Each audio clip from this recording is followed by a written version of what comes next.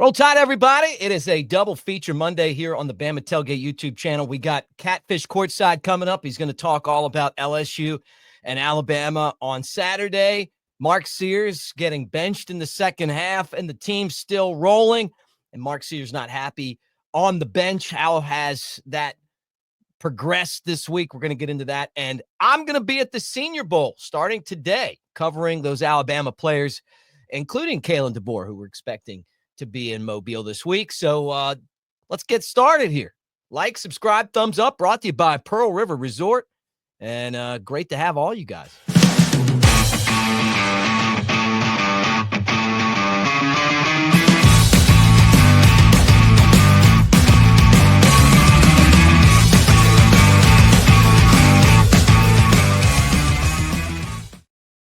Roll Tide, everybody. Thanks for being here. Brought to you by Pearl River Resort over in Philadelphia, Mississippi.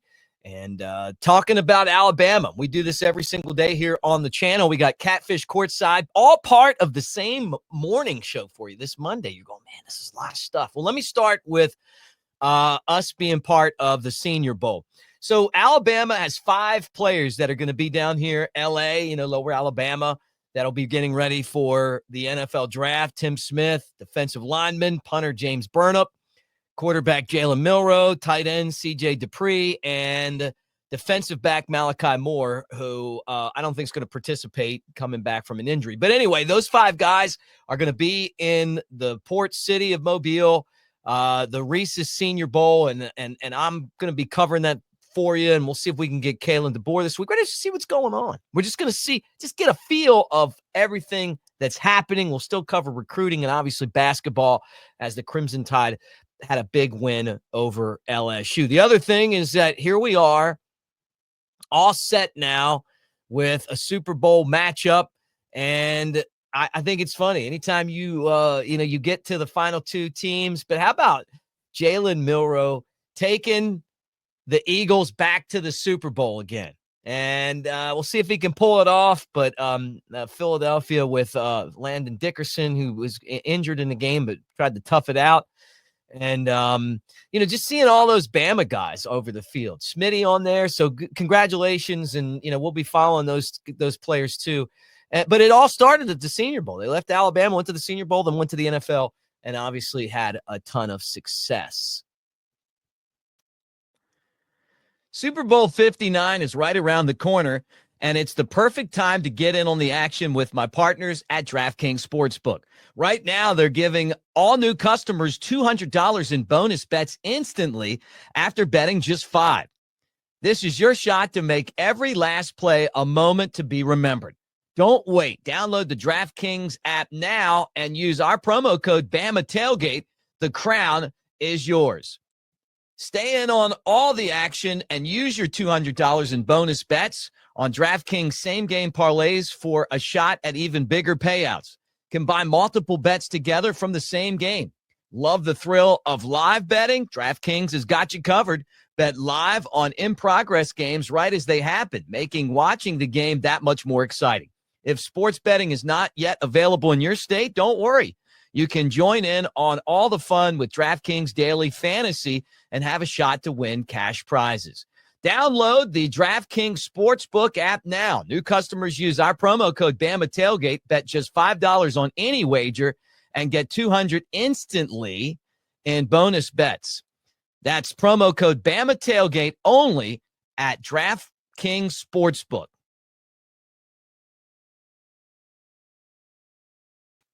Roll Tide, everybody. What a game on Saturday night in Coleman Coliseum. One that I think all of us were frustrated watching. And then all of a sudden, there was some drama and a twist thrown into the middle of it. Mark Sears gets benched in the second half. What did Sears do? What did Nate Oats do it for? What was the reasoning behind this? We're going to break it all down, but I can't believe it.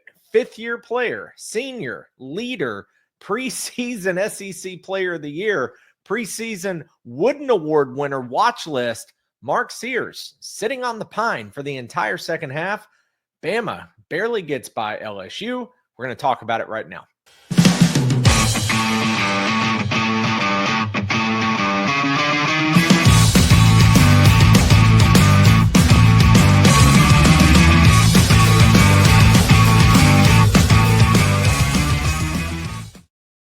All right, welcome into the channel and the show. I'm Chad Anderson. Catfish Courtside is here. Alabama victorious, but man, it was ugly. One that you'd like to forget as the Crimson Tide beat LSU on Saturday night by a final score of 80-73. Alabama goes to 17-3 overall. They're number 4 in the country. They're a 1 seed in Joe Lunardi's latest bracketology. They're 6-1 in the SEC. They remain 1 game behind the Auburn Tigers, who beat Tennessee by 2 points on Saturday. Right now, they're neck and neck. Auburn with the slight advantage. Those 2 teams will square off in Coleman in about 3 weeks. But the drama from Saturday night, let's just talk about it.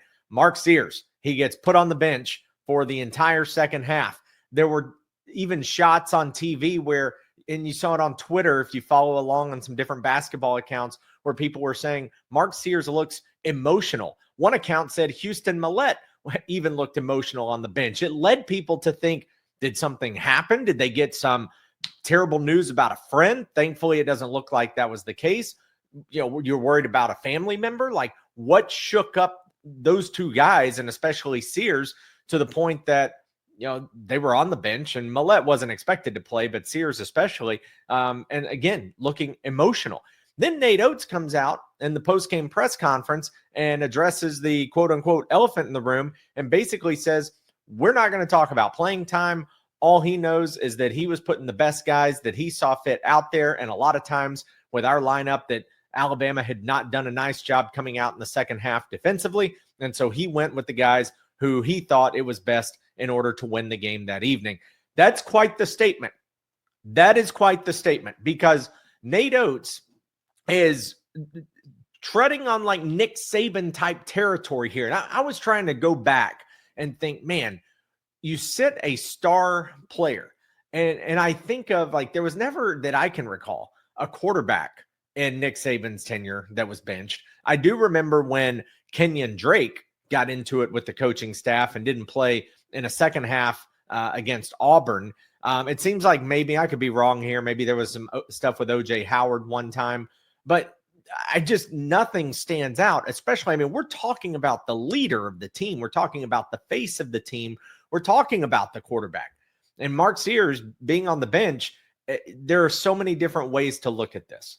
So I've seen both sides. I've seen people say, you don't teach a 5th-year senior a lesson. And especially a guy like Sears, who always, as far as we know and publicly, seems to have a good attitude, says the right things, is not a problem. Not like Nick Pringle last year, who was missing flights. You know, none of that stuff going on, again, that we can see with Sears. Some people love the tough coaching. Like, no person, you know, is bigger than the team. And Nate Oats is holding everyone accountable. Nate Oats has held himself accountable twice. He did it after the Ole Miss loss. He was pissed off at himself. He mentioned it Saturday night after the game, talking about how he has to do a better job. He was talking that LSU, even though they came into the game 1-4 in the conference, they're now 1-5. They're 12-7 overall, bottom of the league, or near it. He was talking about how those guys had a week off. They were still a decent basketball team. They're still a team that, if you're not prepared, then, you know, they can sneak up on you.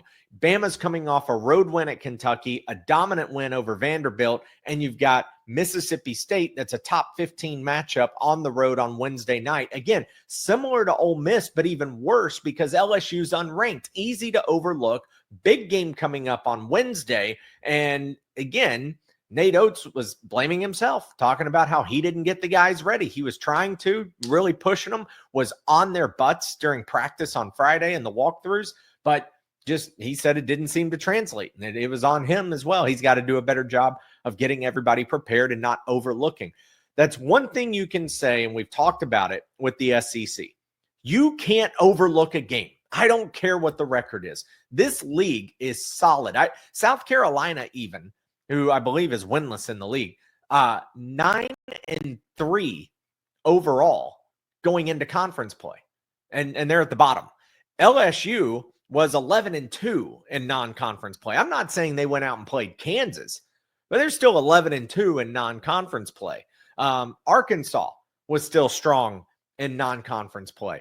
Oklahoma was undefeated in non-conference play. Georgia worked its way into being in the top 25 before conference play. So conference play is so difficult this year in the SEC. You legitimately have to be ready. And look at some of the games that other teams have gone to.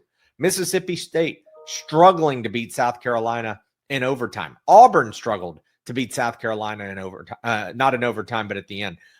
Georgia made it a game against Auburn. Tennessee loses to Vanderbilt. Kentucky loses to Vanderbilt. Texas A&M loses to Texas on the road. Texas A&M and Ole Miss down to the wire. Like every single game in the SEC is difficult. And that's why the Southeastern Conference has right now potentially 12, 13 teams that are going to make the field of 68. So you just got to be ready. And at least these lessons, if it is a lesson, are being taught in January. Now, me personally, I look at it and go, I understand what someone is saying. You don't teach a fifth-year senior a lesson. I get what you're saying. But I also look back and I go, there are coaches such as Nick Saban, Bill Belichick talked about it. And they, both of them, especially Belichick here, if you watch that HBO documentary with him and Saban, he talked about how it is all about the team. It is only about the team. Every move, every decision, everything is made for the sole purpose of the team. You could say the exception is Tom Brady, and obviously greatest football player of all time. But nothing ever happened to Brady, right? Until the end. And then he left New England, went to Tampa Bay. But if you look at the Patriots and some of the stars they had come through and the cast that they had to build around Brady and part of the Patriots culture, there were a lot of big names that came in and a lot of big names that got cut or let go or not re-signed. So I understand that. But the difference on that is that Brady was never touched, right? Well, Sears is basically the Brady of this team. So it's tough. I actually don't mind it. I don't have a problem with it. Look, Nate Oats is the guy who put Alabama in the Final Four for the first time in program history. Nate Oats, in his 6th year at Alabama, he's now won 2 SEC regular season titles. He's won 2 SEC tournament titles. He's had Alabama as a 2 seed, and during COVID, he had Alabama as the number 1 overall seed a couple of years ago before they got bumped by the national runner-up San Diego State. Last year had Alabama in the Final Four. This year, preseason top 3 preseason ranking, 6-1 in the SEC now, number 4 in the AP poll. To me, Nate Oats gets to make these decisions. That's why he's hired. He's not hired to coach 11 or 12 guys and then let Mark Sears do whatever he wants. And I'm not picking on Sears. I love Mark Sears. But if Nate Oats thinks that there was a reason that Sears deserved to be on the bench, then Nate Oats gets to make that call. And if it doesn't work and it backfires and it hurts the team and they don't achieve what they could achieve and his plan doesn't fall into place, then Nate Oats will have to suffer the consequences and be held accountable for that. But Nate Oats' decision is the one that you go with because he's the captain. Nate Oats is the guy. It doesn't mean that that one guy gets a free pass if he believes something is truly off and needs to be improved. That's my take. I have no problem with it.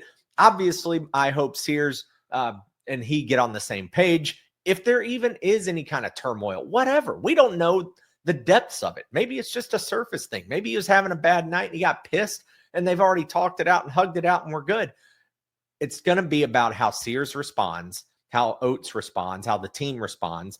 And Wednesday night is going to tell us a lot. So we'll see. Also, not a bad time to do it if you're Oates. Because again, we've talked about this.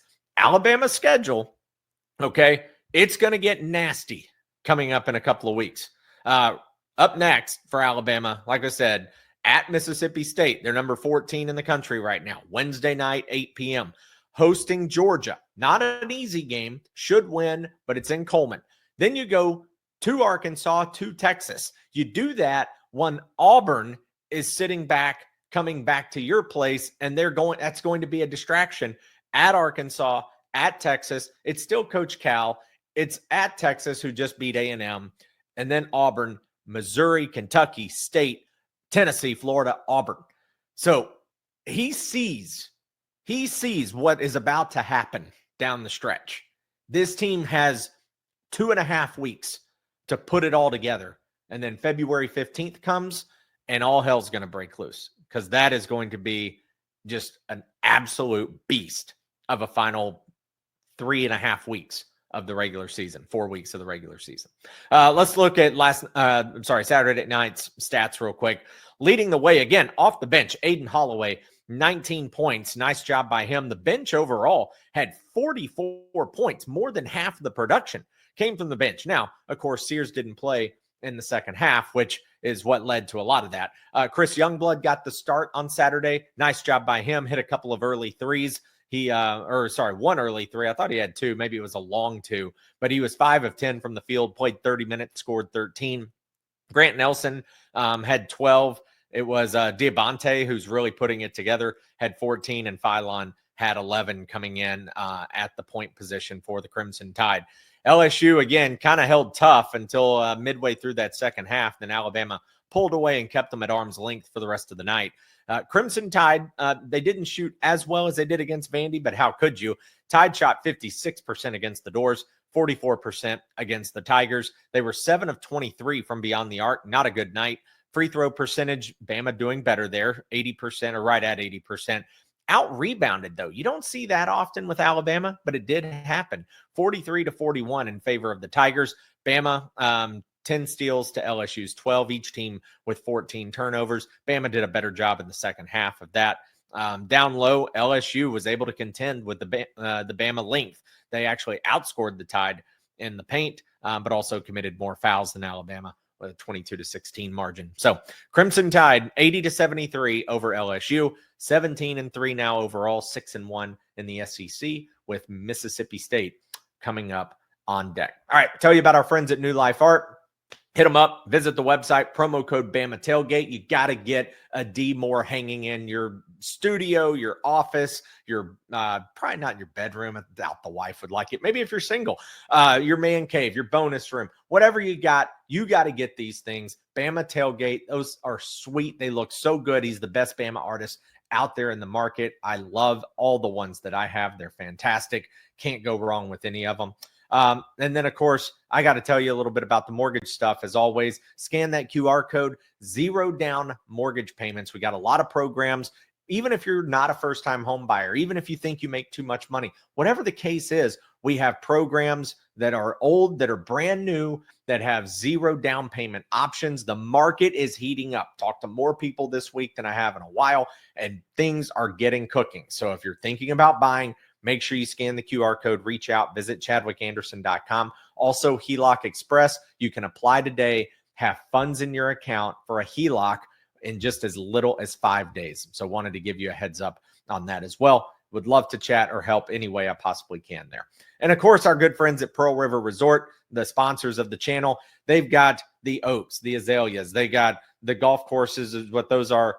2 fantastic courses. The Augusta that you can actually play. They got the casinos. They got the table games. They got the Timeout Sports Lounge. They got the buffets. They got the restaurants. They got the spas. They got every single thing you could possibly want. So make sure you check out our good friends, Pearl River Resort over in Philadelphia, Mississippi, about an hour and a half, hour 40 from Tuscaloosa, 2.5, 2, something like that from Birmingham. But go hang out with our friends. Tell them Bama Tailgate sent you. They always take care of everybody and do such a good job with their service and their clients that come through. So, all right, that'll do it. Bama again, 80-73 over LSU. We'll update the bracketology later this week. And of course, Bama and Mississippi State will recap it on Thursday. See ya. Roll Tide.